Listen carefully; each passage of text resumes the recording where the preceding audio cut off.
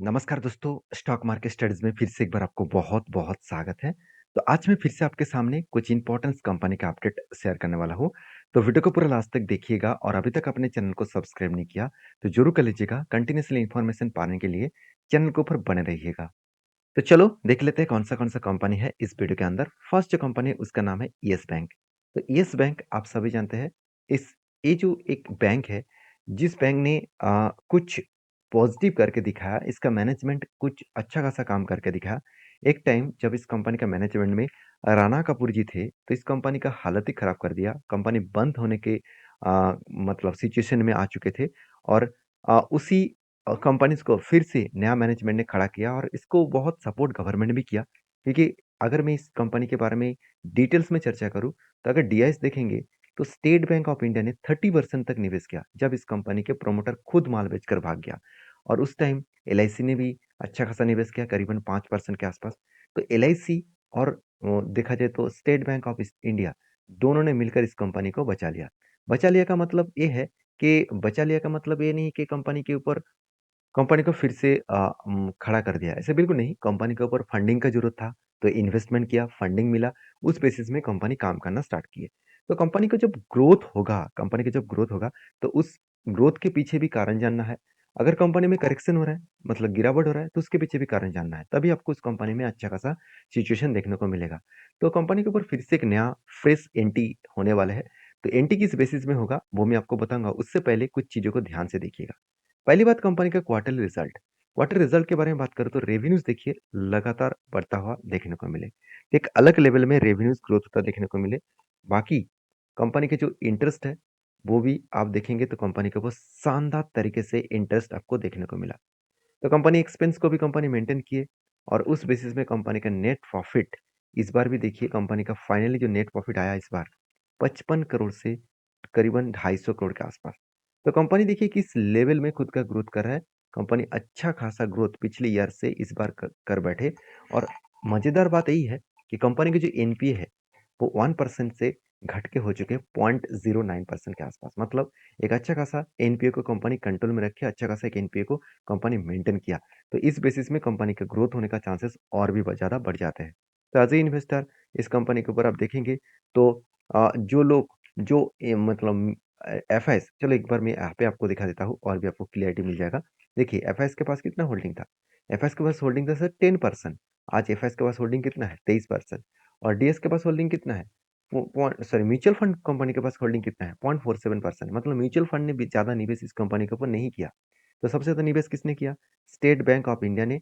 और दूसरी बात है कंपनी के ऊपर एलआईसी ने निवेश किया। ये दोनों बड़े प्लेयर्स इस कंपनी के ऊपर निवेश करके रखे हैं एज ए डीएस के हिसाब से। और बाकी एफएस ने अच्छा खासा होल्डिंग इसीलिए उठाया क्योंकि कंपनी का जो बिजनेस है वो लगातार अच्छा खासा सिचुएशन के बेसिस में अच्छा खासा ग्रोथ होता देखने को मिला है। जैसे आप देखेंगे यहाँ पे कि कंपनी की जो मार्केट शेयर है वो आप देखेंगे तो 21% के आसपास आधार इनबिल्ट पेमेंट सिस्टम है। अभी देखिए आपको येस बैंक का ज़्यादा से ज़्यादा ब्रांचेस आपको नहीं दिखेगा। अब अगर अगर 2 टायर सिटीज़ में जाएँगे 3 टायर सिटीज़ में जाएँगे तो वहाँ पे आपको येस बैंक का उतना ज़्यादा ब्रांचेस नहीं दिखेगा।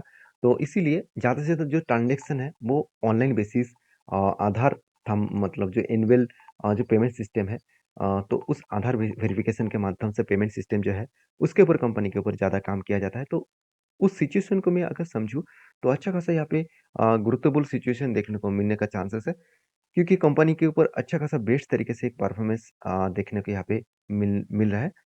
तो कंपनीज़ के ऊपर मैं तो बुलिश हूँ, आपकी क्या राय है ज़रूर कमेंट्स करना क्योंकि जिस तरीके से टेक्निकल चार्ट पैटर्न्स बना, वो मैं आपको दिखाऊँगा तभी आपको पता चलेगा मैं बुलिश क्यों बता रहा हूँ। देखिए पहले भी एक रेंज बना था, वो रेंज मैं आपको बता दूँ। देखिए बहुत सारे रेंज इस तरीके से बने। देखिए फर्स्ट टाइम यहाँ पे क्या बना, यहाँ पे देखिए एक रेंज बना। रेंज बनने का मतलब क्या है? ध्यान से देखिएगा ध्यान से देखिएगा, यहाँ पे नया कुछ सीखने को मिलेगा। देखिए जब भी कोई ग्रीन कैंडल बने, कंटिन्यूअसली ग्रीन कैंडल बने, लोअर साइड और टॉप साइड को मार्किंग कर लेना। ये जो लेवल है, इस लेवल को आपको मार्किंग करके देखना है, क्या वो 20% के ऊपर है? अगर 20% के ऊपर है, तो आपको सोचना है कि जब भी वो नीचे लेवल को रिटेस्ट करेगा तब एंट्री बनेगा, टॉप लेवल में वो प्रॉफिट बुकिंग आपका दे देंगे। तो यहाँ पे एंट्री बना और यहाँ पे टारगेट अचीव हुआ। ये था एक बार। सेकंड टाइम देखेंगे तो फिर से यहाँ पे क्या बना? एक रेंज क्रिएट हुआ और कितना रेंज बना? 39% के आसपास। तो यहाँ पे नीचे तो फटाफट आ गया, एंट्री तो हो गया और टारगेट मिलने में कुछ ज़्यादा टाइम लग गया। करीबन 1 साल और 1 साल में अगर आपको 39% का रिटर्न मिले, तो क्या खराबी है? मेरे हिसाब से बिल्कुल नहीं है। हमेशा हम लोग तो 15% रिटर्न पाने के लिए ही तड़पते हैं। तो यहाँ पे 39% का रिटर्न दिया कंपनी ने, तो क्या कोई खराब रिटर्न दिया? मेरे हिसाब से बिल्कुल नहीं। फिर से देखिए कंपनी के ऊपर एक शानदार तरीके से पैटर्न क्रिएट हुआ। वो कुछ फिर से एक रेंज बना और वो भी 32% के आसपास। तो जब भी इस नीचे लेवल को टच करेंगे तो मैं ज़रूर यहाँ पे एंट्री लेने वाला हूँ और मेरा टारगेट रहेगा इस टॉप लेवल तक। तो देखिए, ये सारी चीज़ों को मैं आपको इसीलिए सिखा रहा हूँ क्योंकि आप सीख कर काम करेंगे तो आपको सारी चीज़ क्लियर दिखेगा। अगर आप टिप्स के बेसिस में ले रहा है, तो मेरे हिसाब से कोई भी मेरे तरफ से टिप्स नहीं है। मैं खुद का जो ट्रेड है, वो मैं आपके साथ शेयर कर रहा हूँ। मैं जिस तरीके से जिस पैटर्न्स को फॉलो करके मैं शॉर्ट टर्म ट्रेडिंग लेता हूँ, स्विंग ट्रेडिंग करता हूँ, वही मैं आपके साथ शेयर कर रहा हूँ। अगर आपको सारी चीज़ों को सीखना है, तो मेरे साथ जुड़े रहिए, सारी चीज़ों को देखिए। आपके ओपिनियन क्या है, ज़रूर मुझे कमेंट्स करिए। तो नेक्स्ट जो कंपनी है उसके बारे में चर्चा करूँ, उसका नाम है वेदांता। तो वेदांता के ऊपर मैं सबसे पहले अपडेट के बारे में चर्चा करूँ। देखिए कंपनी के अगर चार्ट पैटर्न्स के बारे में चर्चा करूँ तो कंपनी चार्ट पैटर्न देखिए किस तरीके से रिकवरी किया, किस तरीके से देखिए वोलेटिलिटी के हिसाब से कंपनी काम करता है। एक बार ऊपर गया, नीचे आया, फिर से ऊपर, फिर से नीचे, फिर से ऊपर, फिर से नीचे। मतलब सिचुएशन कुछ इस तरीके से बनता हुआ देखने को मिले और मेरे हिसाब से जिस तरीके से परफॉर्मेंस आपको देखने को मिले हैं, मैं आपको बता दूँ कंपनीज़ के ऊपर एक चीज़ को ध्यान देना, कंपनीज़ के ऊपर जो टेक्निकली चार्ट पैटर्न्स बना है, तो यहाँ पे एक रेंज बना है। एक रेंज मतलब यहाँ पे एक स्ट्रांगली एक क्या है, मैं एक बार आपको इस रेंज को मार्किंग करके दूँ। देखिए, यहाँ पे स्ट्रांगली क्या है? यहाँ पे स्ट्रांगली यहाँ पे रेजिस्टेंस है, यहाँ पे रेजिस्टेंस है, यहाँ पे है और कितनी बार ऑलमोस्ट 5 टाइम्स कंपनी रेजिस्टेंस ले चुके हैं। अभी इस रेजिस्टेंस को ब्रेकआउट भी किया और इस ब्रेकआउट होने के बाद मुझे कुछ दोस्तों ने ये भी कमेंट्स किया कि सर वेदांता के ऊपर क्या आप एंट्री लेने वाले हैं? तो मैंने इस कंपनी के ऊपर एंट्री नहीं लिया। क्यों नहीं लिया? चलो मैं आपको समझा देता हूँ। सबसे पहले बता दूँ कंपनी के ऊपर एक रेंज भी क्रिएट हुआ है। वो रेंज फिलहाल के लिए मुझे देखने को मिला, वो कुछ इस तरीके से रेंज बना, एक बिग जैसे क्या बना, एक कप बना और एक छोटा-सा हैंडल बनेगा तो मैं कुछ डिसीज़न ज़रूर लूँगा। उससे पहले जो चीज़ों को मैं वेरीफ़ाई करता हूँ, वो मैं आपके साथ शेयर करना चाहता हूँ। तो वेदांता के ऊपर सबसे पहले जो चीज़ आपको देखना है, वो है कंपनी का क्वार्टरली रिज़ल्ट। क्या सही में रिज़ल्ट अच्छा खासा हुआ?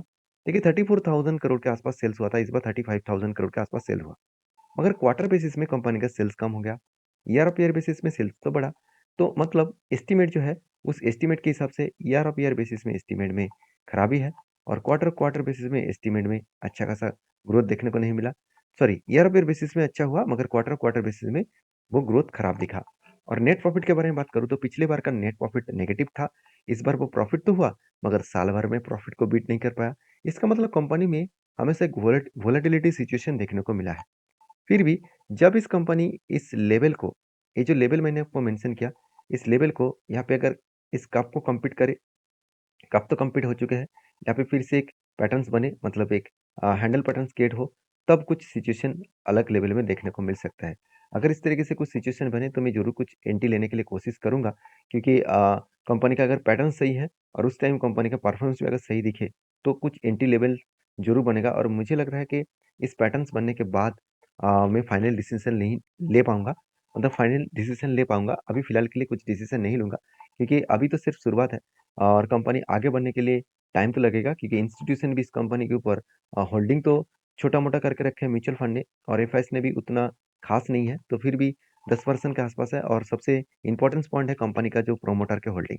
63% का होल्डिंग है, उनमें से 100% शेयर को उन्होंने क्या किया प्लेजिंग करके रखे। तो प्लेजिंग कोई भी कंपनी अगर कोई भी प्रोमोटर खुद के होल्डिंग को प्लेजिंग रखा है, मतलब बिग एक रिस्की ज़ोन में कंपनी है। तो बाकी आपके क्या ओपिनियन है ज़रूर कमेंट्स करके बताना। नेक्स्ट जो कंपनी है उसका नाम है जियो फाइनेंस। तो जियो फाइनेंस के ऊपर सबसे पहले मैं टेक्निकली चार्ट पैटर्न्स के बारे में चर्चा करूँगा। आप देखेंगे तो फाइनली यहाँ पे फिर से एक बार एक कप विद हैंड पैटर्न्स बना। फिर से मैं इसीलिए बता रहा हूँ क्योंकि मुझे एक बार एंट्री यहाँ पे मिला था, जिसका टारगेट मुझे यहाँ पे मिला। जो आप मेरा पुराना सब्सक्राइबर है तो आपको पता है, जब मैंने एंट्री लिया था तब भी मैंने आपको वीडियो बना के शेयर किया और जब मेरा टारगेट बना तभी मैंने आपको वीडियो बना के शेयर किया।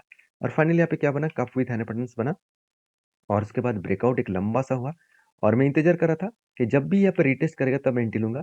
तो रीटेस्ट करने के बाद यहाँ पे इस लेवल का हाई के ऊपर एंट्री बनेगा और जो मेरा टारगेट है वो करीबन ₹320 के आसपास।